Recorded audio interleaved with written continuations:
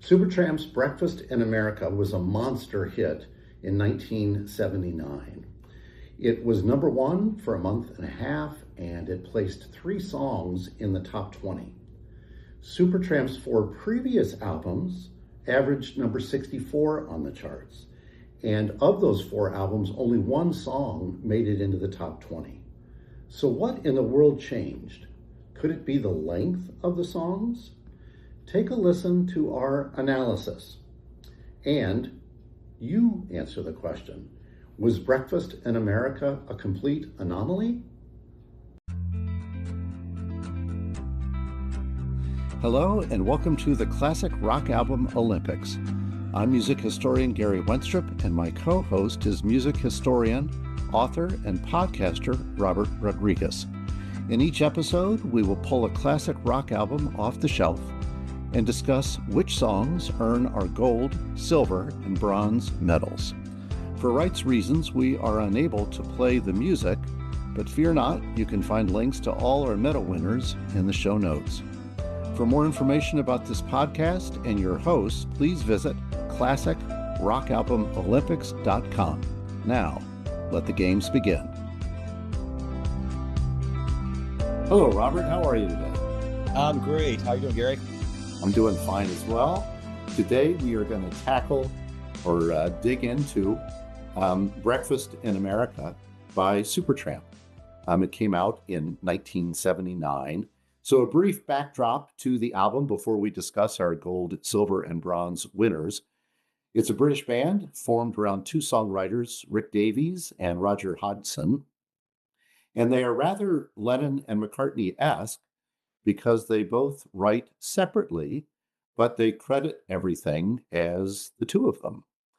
They released 7 albums with both of them in the band, and Breakfast in America's number 6, so we're getting to near the end of the line for them. So I'm going to quickly run through their discography. Their first album came out in 1970. It was never released in the US until they became more popular. So no popularity here, no singles. Second is Indelibly Stamped, 1971, got to 158 in the charts, no singles. Then came Crime of the Century, 1974, and that album got to 38, and it actually had 2 successful singles. Quirky, but successful, Bloody Well Right and Dreamer. Bloody Well Right got to number 35. That was the first song I ever heard by them on the radio. It was an FM thing. Now, I was, that point in the 70s, I was very much a top 40 radio listener, but around the time I started pivoting to FM, that's where I heard that. And it was around the same time I was discovering Monty Python on PBS. And not knowing anything other than hearing a song on the radio with these thick British accents, Bloody Well Right, I made a mental connection between the 2. Oh, that's cool. That's cool. I was the same way. I think that's the first thing I heard. And it's quirky. It's sort of not singles material technically, but it's fine. Oh, yeah. It's got a good hook. Yeah. Sure. Next Dreamer album, too. That was a big one too. Like at least in my consciousness, I took note of it. Yes. The guy had a very unique voice. Yeah. But I didn't follow up like to go buy the album or anything. It was just something I heard on the radio and I liked it. I was the exact same way. And if I've got my facts right, I think Dreamer was intended to be the A side. Bloody Well Right was the B side. And DJs flipped it over. Bloody Well Right ended up being the song that charted at number 35. You and I are completely on the same page. Next album, Crisis What Crisis, got to number 44. No charting singles. So even though they had sort of broken through with their follow-up album, No Action. And it's interesting that they now moved to the United States for their next, 2 albums. They're living mostly in Los Angeles. So after Crisis What Crisis, we get Even in the Quietest Moments. That's 1977. The album gets to number 16. So now they're starting to have some momentum. And that made a big impression on me. That one did. Did it? Okay. It did, because the title song, again, got FM play.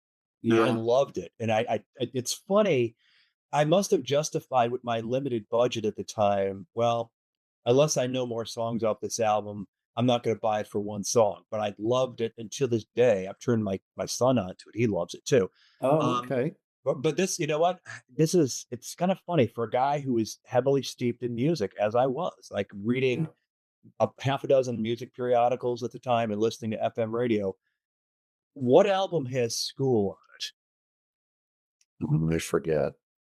I Has it forget. already happened? Or because I don't think it's Quietest Moments. No, I think it's already happened. I don't know if it's Crime of the Okay. Century or Christ. Because I do have an association hearing that song on FM radio in particular.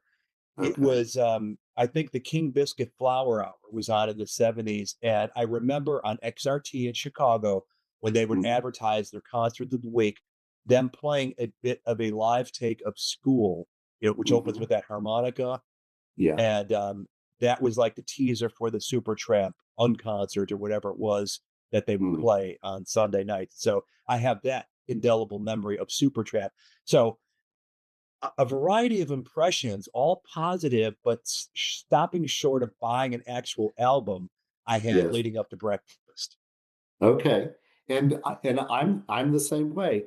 One of what I think is notable about even in the Quietest Moments, obviously an album that you enjoy, I'm not there with the enjoyment, but the song "Give a Little Bit" got to number 15, and that to me is a complete out of the blue moment because it's a very well constructed, straightforward, gets your attention pop song. And this is the first time they've done it. And nothing else on that album is remotely similar to Give a Little Bit.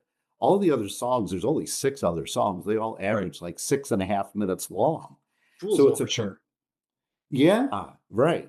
So their breakthrough with Give a Little Bit is just like, who is this band? They've never done anything quite like this before.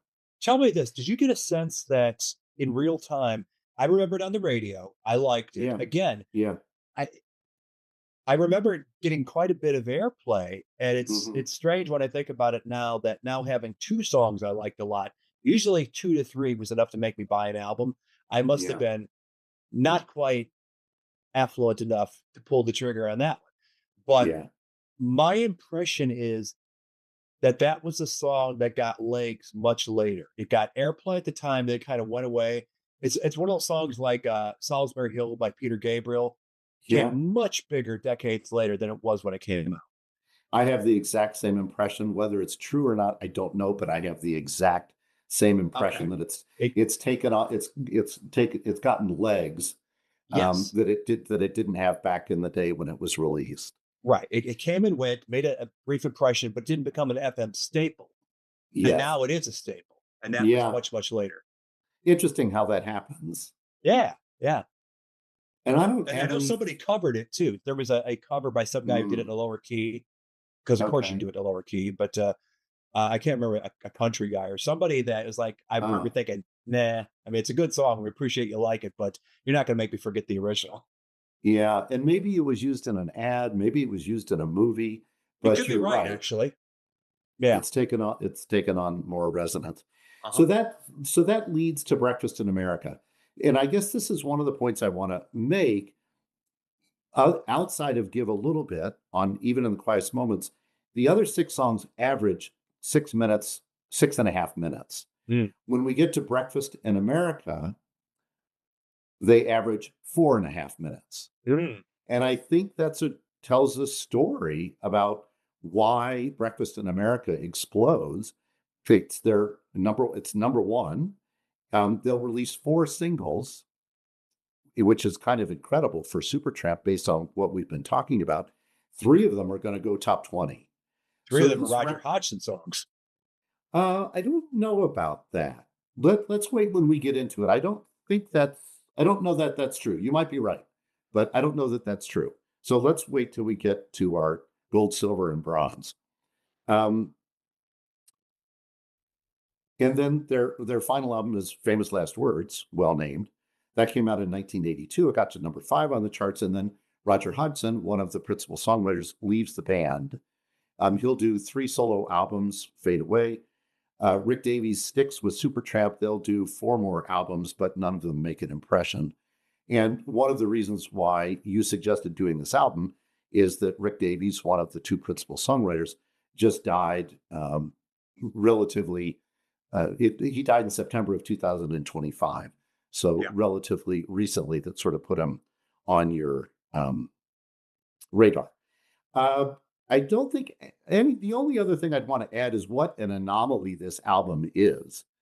That it's just a massively successful album any way you measure it, singles, album, etc. And we're kind of done, once this album hits. So that was a little longer preamble than I would have liked. But any thoughts you want to add before we jump into our gold, silver, and bronze? I think anomaly is a good word to describe it because certainly commercially it's singular in their catalog. Other albums did well, Yeah. some albums stiffed, but it's this creative and commercial high point. It is a classic rock album that Mm-hmm. we know gets played regularly every day. And everything about it, though, it's like they've been building toward this peak. They had all this potential. And one way to kind of look at things is that this balance between Rick and Roger, Mm-hmm. I think Supertramp, at least through Quietest Moments, were sort of an art rock band. Yes, absolutely. They weren't commercial animals, though they might have the odd commercial give a little bit to sort of propel the album sales. And I have to think that A&M Records was leaning on them. Come on, guys, give us a hit. We want to sell this record. Your track record isn't great to this point. You've got that little taste of commercial success with Crime of the Century that then falls back after, the release of Crisis, What Crisis still hits there. So, Yeah. They've got this sort of zigzagging career, and I don't know the details of the making of this album in terms of did they like, screw it, guys, we got to do something super commercial or else A&M's going to drop us. I don't know if they had external or internal pressure to make that happen. But anyway, my point being is I see this tension between, I think Rick Davies was always sort of the FM guy, and Roger Hodgson clearly demonstrated he had the knack for the hit single. And Yes. so going commercial would have been a lot easier for him to do. And then once it happens, once it explodes, and I'm pretty sure I'm right about this. We could talk about it now. We could talk about it when we talk about it. But Yeah. he suddenly is the face of the band because it's his voice all over the radio, and Yeah. how that might have disturbed the equilibrium because once they tour the life out of that album, and what we Mm-hmm. didn't mention in between is that before the next studio album, they did that double live album Paris. and Yeah. to Paris. Yeah. So that's kind of like furthering the success of Breakfast and sort of coalescing all their career high points to that point. Then they get back in the studio. I wonder if the writing was on the wall then. What I have read was that there was a lifestyle difference between Rick living in Northern California and the rest of them being in LA area that Mm-hmm. that he refused to join them there. So he was kind of out on his own writing his songs. And that was something that was a source of tension. So who knows? Yeah. But you have to come to the conclusion that when they recorded Famous Last Words, they knew the game was over. Yeah. From what I've read, I don't get the impression that their relationship was contentious. It might have been, I think they both admitted they're very different people, but they seem to appreciate their differences. Maybe they struggled with how to Uh-huh. assimilate those into the band, but they seem to have respected each other's differences to a point, I guess. And then Roger Yeah. Hodgson leaves. Well, I wonder too, because Roger was not an original member of the band. He joined Mm-hmm. the band that Rick formed. I don't know. I've only found this out when I was writing an obituary for Rick Davies, was that he had been a veteran musician in various iterations of various bands. I don't remember the names, but one of them included Gilbert O'Sullivan. Oh, that's right. Yes. And he talked about Rick Davies being the drummer at that time, was a fantastic drummer. And eventually, of Yeah. course, he was keys and guitar. But anyway, so it's interesting that he'd been sort of this veteran guy slogging through all kinds of things, trying to make his way into success in the music world. And then Roger ends up being the missing piece for Supertramp, and then Mm-hmm. goes on to be this sort of what's the chick's name in the Bangles that ended up with all the spotlight? You know what I'm Yeah. talking about? They were a democracy, egalitarian, and suddenly MTV and CBS Records decided to make Susanna Hoff the star of the band. Yeah.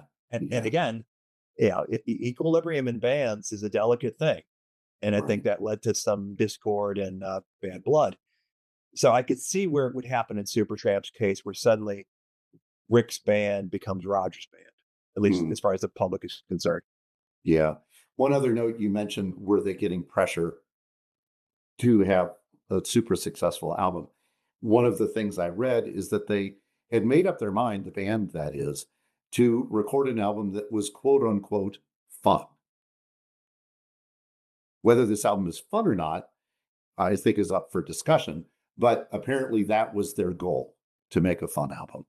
Well, one of the most striking aspects of this album, and one could analyze what it may have had to do with their commercial fortunes. I am of the opinion that an album's success will largely come down to its music and how it gets played and exposed to the public.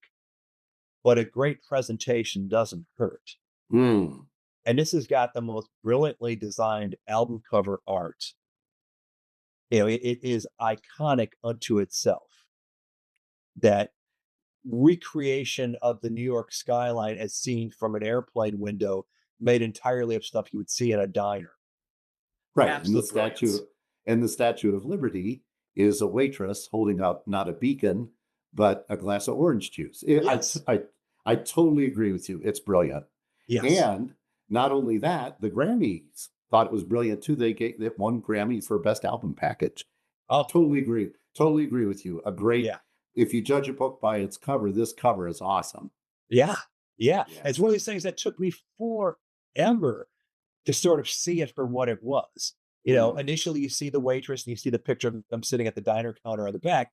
Yes. I didn't think deeper into that till I started looking at it closely. It took me forever. It's like, oh, that is New York, made up of napkin dispensers and whatever else. And it's through an airplane window.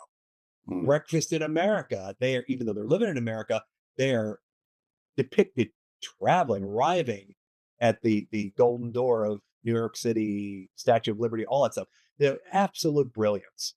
Yeah. Absolutely. It's just beautifully conceived. And, quite what it has to do with the contents of the album, I don't know, because there's only the one song Breakfast in America. But right. And I mean, maybe there's a theme when you start the album with the song Gone Hollywood. Maybe there's a theme of these expats or these fish out of water, their response to American culture. I haven't thought about it that deeply. I poked around about it a little bit, and I can't find a strong theme. According to what I read, they came up with the title. They were sitting around talking, not necessarily about anything, and saying, if you could be anywhere in the world, where would you want to be right now? And one of the guys says, oh, I'd like to have breakfast in America. And Roger Hodgson thought, well, that's a good title for an album. How you get from there to here, I don't know, but that's the way it is. Weren't they already here? They were. So, maybe they're on tour, when that comes. Maybe that name came up with before they made the move and it just stuck in his head and he wrote the song years later. I don't know. It's interesting. I don't know either. But you're right about the cover. If their intent was to make a fun album, and we can argue that point, the cover certainly communicates you're going to have a good time. All right. Why don't we dig in? Roger, why don't you lead us off with your bronze? You just call me Roger. I probably did. I got Roger Hodgson in my mind. Robert, lead us off with your bronze. I do remember when I bought the album. It was after the first couple of singles hit the radio. And I'm like, yeah, this is great stuff. I have to get this. And immediately saying, oh, they've got a Beatles song title here. They have a track called Old Darling, which I remember thinking, okay, well, it's not the Beatles one, but close. And it had to have been something they were aware of when they decided to name a song, Oh Darling. But in any event, I think that was one more intriguing aspect that made me, I've got to pull the trigger on this one. Okay. Does it ever feel like you're a marketing professional just speaking into the void? But with LinkedIn ads, you can know you're reaching the right decision makers, a network of 130 million of them, in fact. You can even target buyers by job title, industry, company, seniority, skills, and did I say job title? See how you can avoid the void and reach the right buyers with LinkedIn ads. Spend $250 on your first campaign and get a free $250 credit for the next one. Get started at linkedin.com/campaign. Terms and conditions apply. But Child of Vision is your bronze. It is the album's closing track. Okay, so what about it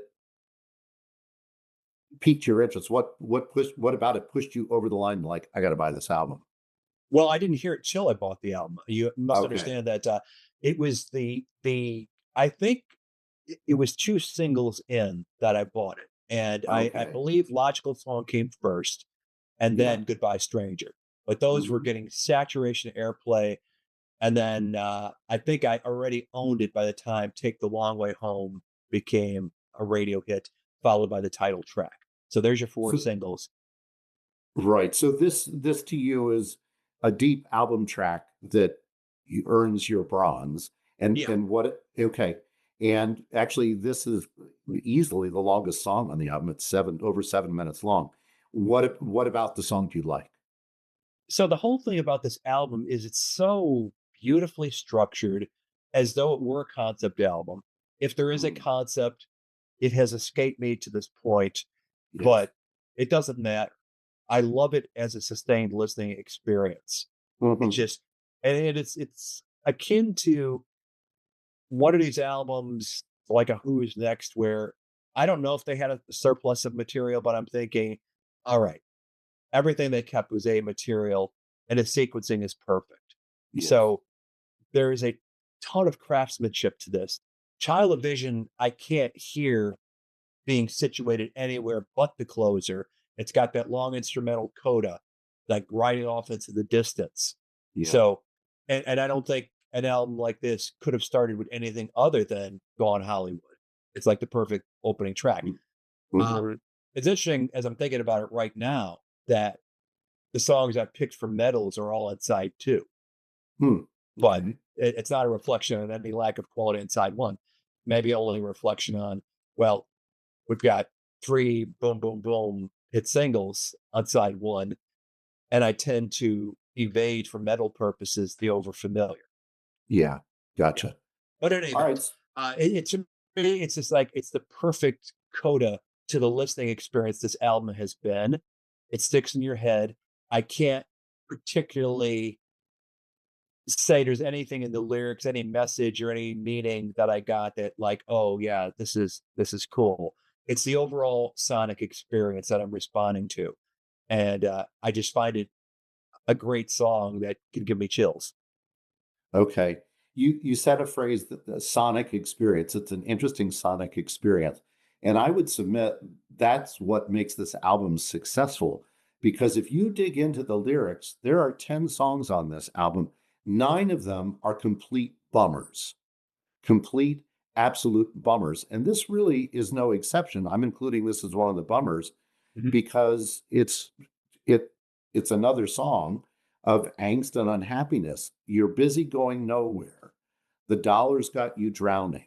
There must be more than this life. So but it's interesting that it's the final song. So the singer is in essence given up. It's ending on a down note. Well, it's ending on a down note because the singer's more or less given up on his own life, but he's saying to the future, hello, child of vision, hello, the generation that comes next. Won't you listen and find a new ambition? And you become fulfilled because I haven't been able to be. So it's sort of a downer, but with a call to the future that things can be better. Yeah. And see, I think that's one of the things I responded to when I said the sonic experience is that there feels like there's some real passion to the vocal performance. And I never thought that deeply about it, but it was certainly pulled me in. So that was what I was responding to. It's not tossed off. It's not casual. It's something that is kind of impassioned, and that was very engaging. It got traction with me. Now, I have not listened to this album start to finish probably in a good number of years, probably double digits. I hear different tracks here and there on playlists, and I probably am overdue for listening to it again. But it's one of these things that the good part of that is that it retains a freshness for me because I haven't overmined it. Yeah. Although I will say the reason I didn't pick those big side one singles is there is absolute over familiarity that doesn't diminish them. It just means I want to kind of keep my distance for a while. Yeah. So why don't we move on to my bronze, which is one of those, and this is something of a cheat for me because if this comes on the radio, I won't listen to it. I'm completely tired of it. Yeah. But I think it's the logical song. I'm completely tired of it. I don't ever need to hear it again, but I really respect it as a piece of songwriting.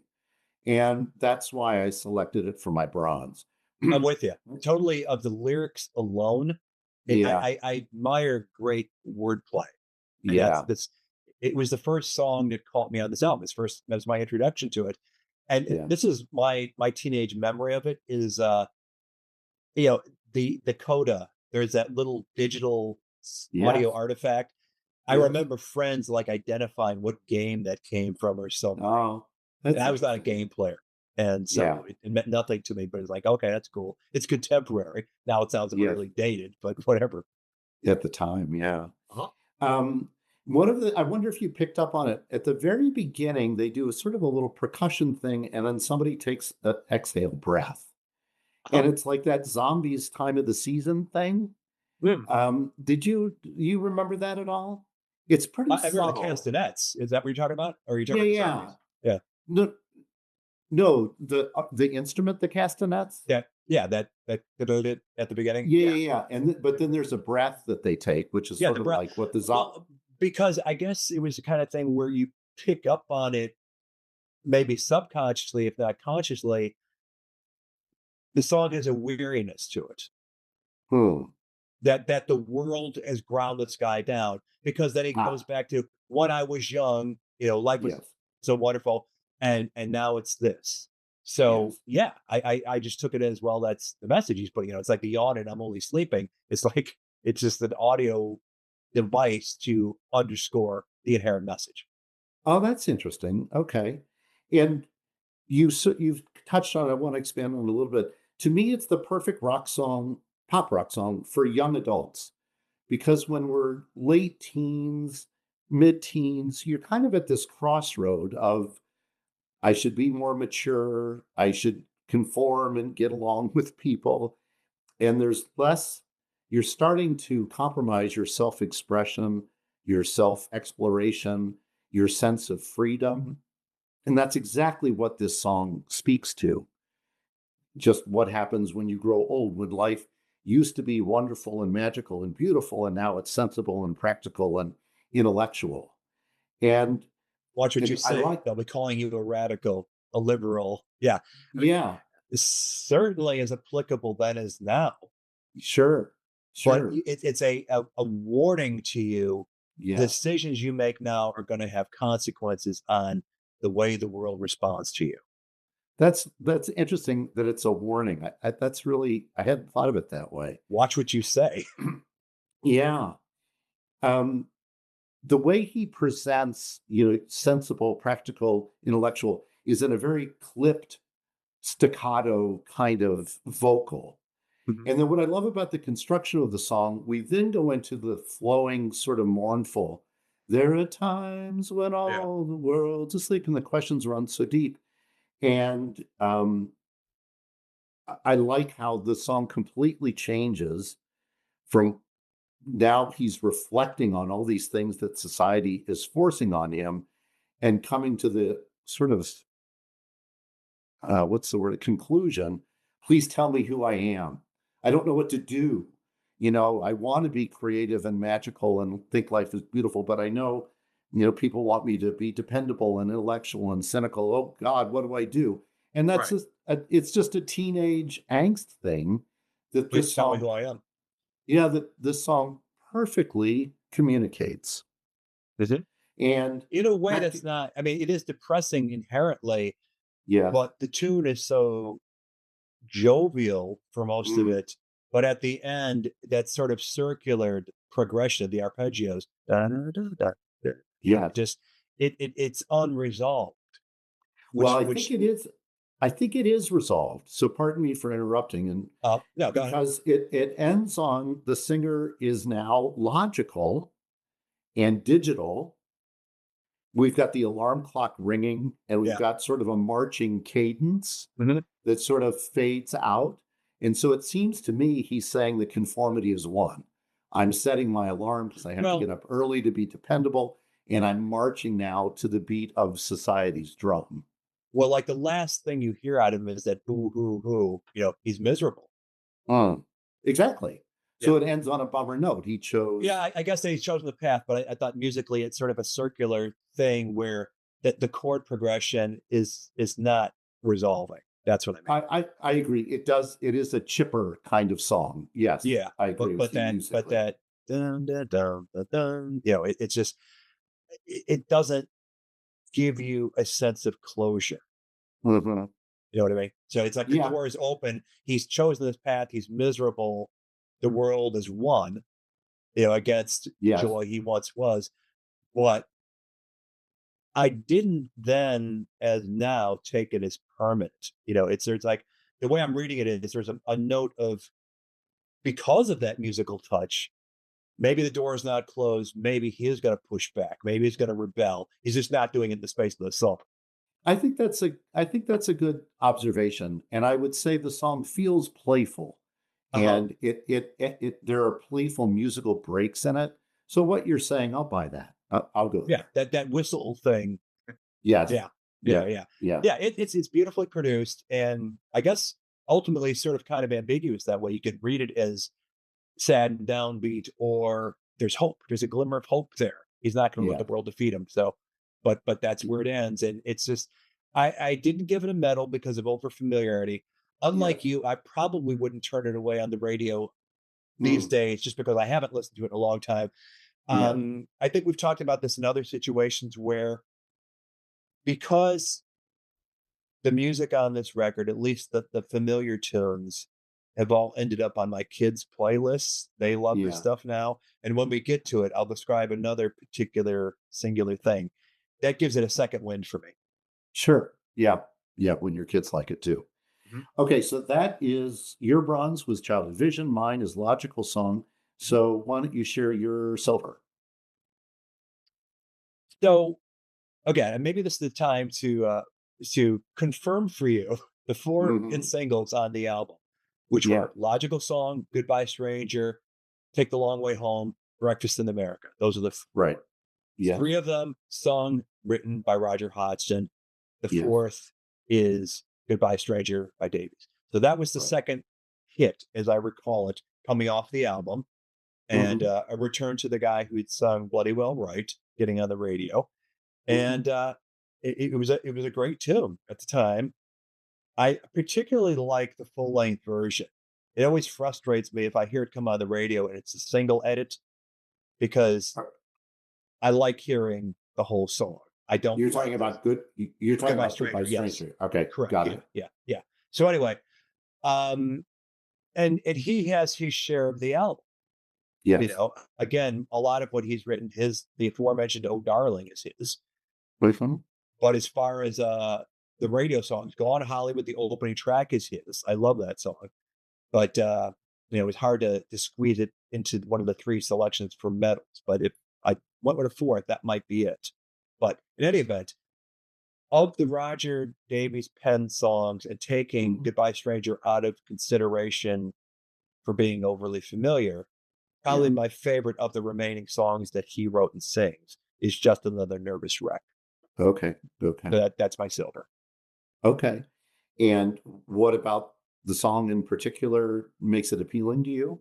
Well, you get the sense of the quiet desperation that he's singing of. Yeah. I've lost the meaning of success. And you wonder too, as he's singing it, I think it's a natural thing for fans of music. Earlier in this discussion, we talked about, well, did they know Famous Last Words was going to be it? I say yes. I'm wondering, given the subcurrent we've talked about, where you said, the majority of the songs being bummers, Yeah. even though they hadn't had the monster success yet. They're about to, Yeah. but there's a strong undercurrent of disenchantment throughout this album, which is manifested in this particular song, and is a commentary on the times they were living in. Let's not forget the malaise of 1979, the end of 70s. Things were about to get a hell of a lot worse, but they didn't realize it. But still, the party was over. If you want to look at the peak of 70s pop culture of disco and having fun and coke up your nose and all that sort of thing, I think for a lot of people, the hangover was starting. We got to get serious now. We got to become adults, and we got to deal, by the way, with the mess we've made of the world. If the 60s represent the height of the age of Aquarius and Woodstock and idealism, and that idealism fell by the wayside as people just wanted to party past a certain point in the 70s and try to put Watergate and Vietnam and all these terrible traumas behind them.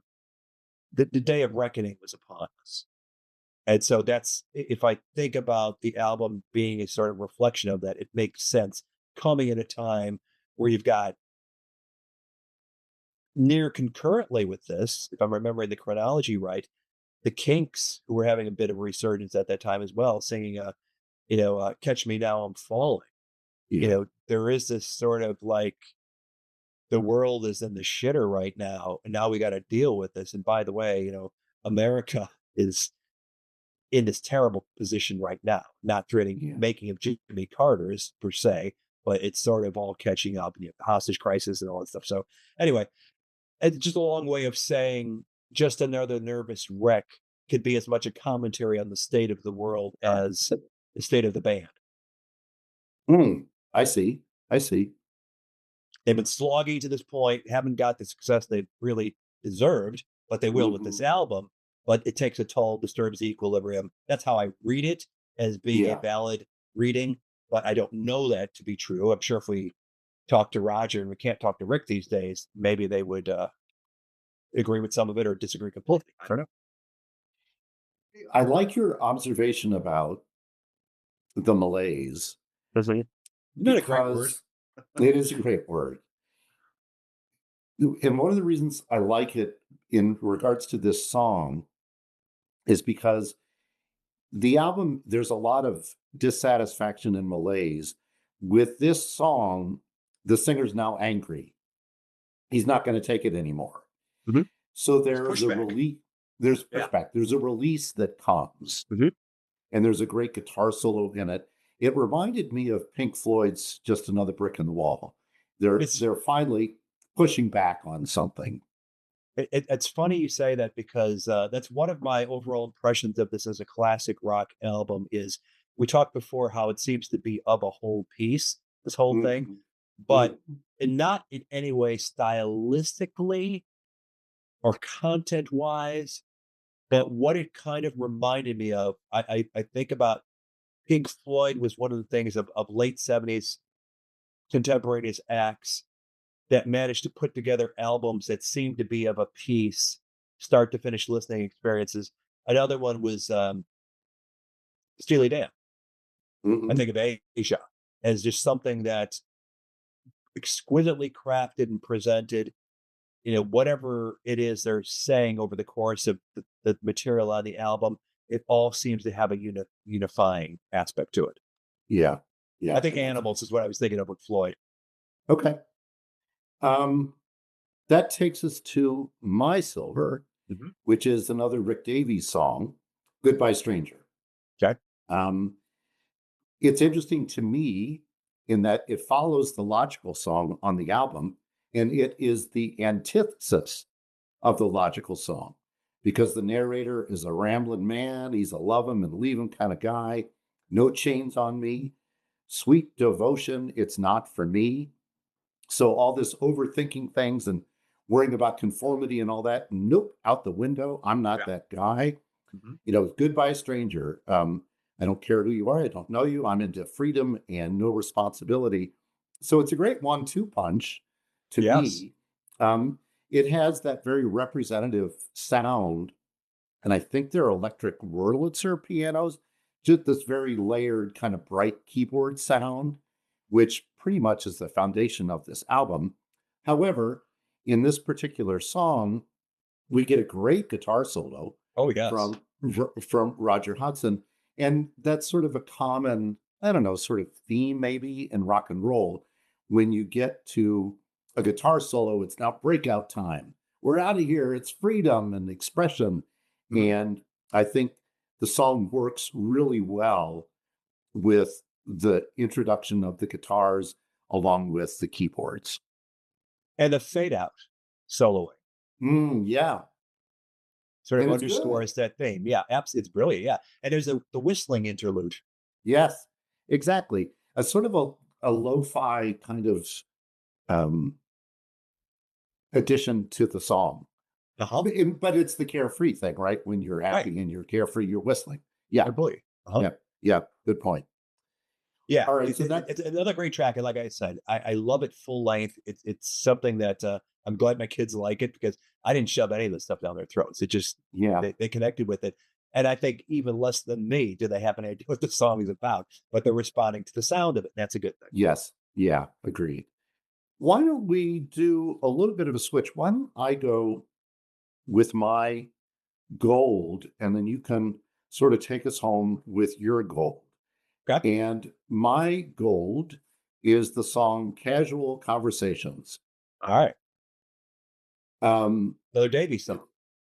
Yes, it is another Davies song. And I don't know that I can pick, as I was thinking about this, I don't particularly like one composer over another. You know, they both are interesting enough to me, but you're right, it's a Rick Davies song. And if I try to explain why I like it, I'm probably going to fumble around. It's, again, more another song about feeling underappreciated.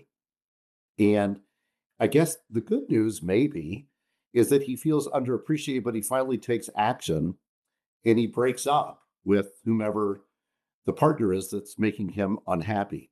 I should feel sad, but really I'm glad. So in a sense, even though it's kind of another bummer, lyrically, the son does break through the clouds. He takes control of his life. He does something. I like the general feel of the song. The keyboards are not so bright on this. They're more muted. So maybe it's a nice change of pace. It's just 3 minutes long. Yeah, it's like the second shortest song on the album. Yeah. The other thing I like about the song, of all the songs on the album, this is the only one I go back to and listen to. I respect all the songs that we're talking about. Yeah. But this is the only one I put on just my own general playlist. I thoroughly enjoy this song. And I think that's interesting because I see a logic to that. It's probably the most unfamiliar in as much as I personally have never heard it on the radio. I'm not sure virtually everything else on the radio. I've heard Lord Is It Mine on the radio. I've heard Oh Darling on the radio. Obviously the singles. I've heard Nervous Wreck on the radio. But yeah. I mean, this was a rich album for radio programmers for sure. Absolutely. The last thing I'll say about it, I'm always a sucker for a song that is resigned, that the singer sort of accepts whatever it is that's going on. I don't know why, I like that in songs. So this is kind of a mutual breakup song, which reminds me of Carole King's It's Too Late. They both sort of seem to agree that the relationship isn't going anywhere. We should make a change. And so that sort of resignation to admitting, yep, this isn't working, let's move on, for some reason gets to me every time. I just like it. That's great. It's one that I will tell you now, hearing your discussion of it, I will listen to a little closer, because it was one that was just a song between other songs that I liked a lot. And I didn't dislike it, but I didn't also really give it much of a proper hearing, and now I will. So thank you for shining a light on it, because that's good. Well, thank you for being open-minded about it. I'm open-minded about music for sure. But that's cool. I don't know why. It's just a mental thing. I keep, every time I read the name Casual Conversations, what pops into my head is dangling conversation. Oh, that's interesting. Which I Yeah. did hear the other day. It popped up somewhere, and I was never. I remember hearing that song, thinking, "Oh God, Paul, you were so pretentious. You're so Yes. white." Yeah, but And he yeah. fully admits it. That's not a song he looks back on fondly. He Oh, is fully it right? admits he fully admits he was all college student Yes, pretentiousness. Yeah. So earnest. he feels the same way you do now. Yeah, that's great. All right.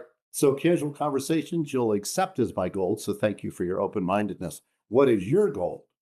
So, in one way, maybe it's a cop out that I'm picking what was a hit song, got played a ton on the radio, it still does. But God damn it, it's such a brilliant song. And I love everything about it. It's not one that, even with overfamiliarity, I've not gotten tired of. It still has power and magic. And I will occasionally hunt out a YouTube live video of it because I believe Roger did this with the All Stars. I know I've seen live clips of it. Take the Long Way Home. And Okay. it always sort of resonated with me. I'm not even sure why.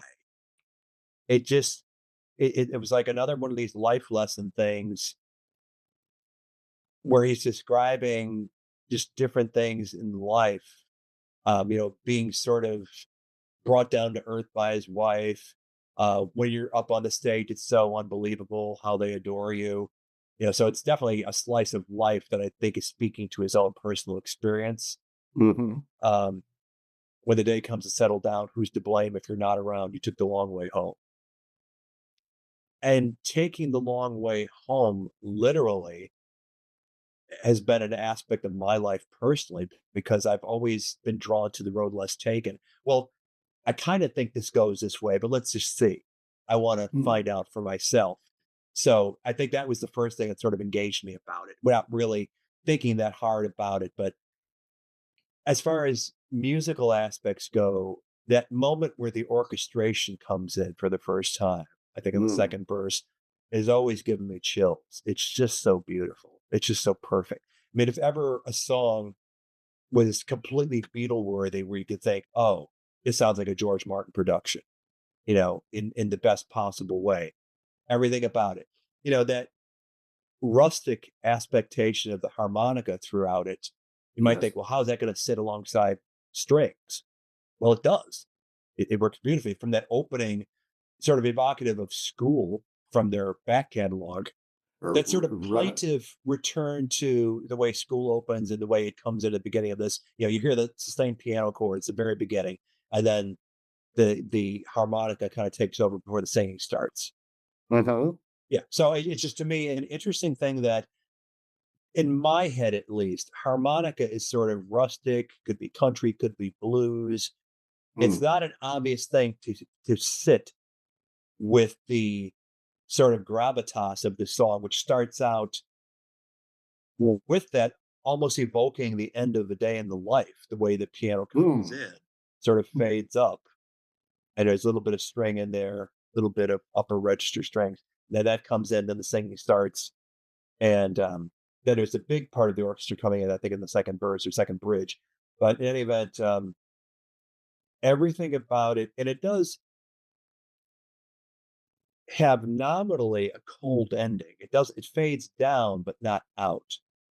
When the Mm. song comes to a draw, it just draws to a close. It just sort of ends sort of peacefully with that last little burst of harmonica. Yes. Yes. Yeah. But just everything about the song, it to me is like pitch perfect. And Oh, I don't know. It couldn't, it's 11 out of 10 for me. It always has been. oh, that's great. Um, I'm sort of fascinated by your idea that this song spoke to you about taking the long way home, and following the road less taken. Can you add anything to that or amplify that a little bit, or does that sort of state it? Um, I guess I bring this up at all as a way that I connected with the song. Now, Mm-hmm. it's the refrain of the song, "Take the long way home," Mm-hmm. and then it almost accusatory toward the end, "Who's to blame if you're not around? You took the long way home." Mm-hmm. So that it was your decision to be absent, I guess is one way of reading it. But I guess it's just another way of saying you are what you are and you can't be what you are not. And if Mm-hmm. that is dissatisfying to some people, so be it, because as the logical song presented, that's when you did submit to other people's sort of demands and what you make yourself, and you're boo-hooing at the end of the song. Here it is, you stay true and authentic to yourself, to the disappointment of others, apparently, Mm-hmm. but at least you were true to yourself, and that was the deal you made. That's so interesting. That's exactly what I wrote down in my notes. Because he feels underappreciated and ignored, there's no rush to get home because there's nothing waiting there for him that's going to be exciting. Just judgment. So, just judgment. So he takes the long way home. And the reason I wanted you to talk more about that, you could make the case that he's taking the journey to his authentic self. He's trying to find the way to where he's fulfilled. Is it? And he's taking the long way to get there. He knows he hasn't found it yet, but he's on the road to finding it. Implicit is that he will find it if he adheres to this going off the beaten path. Yes, yes. And I like your observation that it's also a bit of maybe it's just an extension of the logical song. I've chosen logical and dependable, and no one seems to appreciate it for me, appreciate that about me. So maybe I have to consider another journey, taking another way home to my authentic self. Mm-hmm. Robert, that might be as philosophical as we have ever gotten on this podcast. A podcast where we came up without overlapping medal winners. That's the very first time. I think this might be our 12th one or something. And you're right. This is the first time no overlap. Though the case that you made for yours makes perfect sense for me. And I hope the case I made for mine made some sense to you. I think it did. Well, the takeaway is what a rich album this is. Yeah. Yeah. Good point. Good point. Something for everyone. And it all tastes are valid. It's a great album. I always try to steer clear of qualifications of art, quantifications that this album is better than this album. That's just stupid. But if you like this kind of music, it's an incredibly satisfying, deep thing that rewards repeated listening. And even just looking at the cover art, especially on a 12 by 12 template, not a CD or a download, you have that experience. Exactly. Well, I know you don't like this, and you just told me you don't like it because I'm a bit of the logical song. How would you rate this on a 1 to 5 in terms of stars? 1 to 5? Well, 5 out of 5 for sure. I think that this is it. We try to not make everything extravagantly rated so that there's room for the real head and shoulders. I would put this there. I would, for the reasons we've described. Yeah.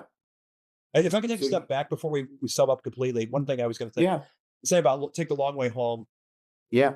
To anybody listening to this that wants to go on YouTube, somebody in the early 2000s created a video to the song.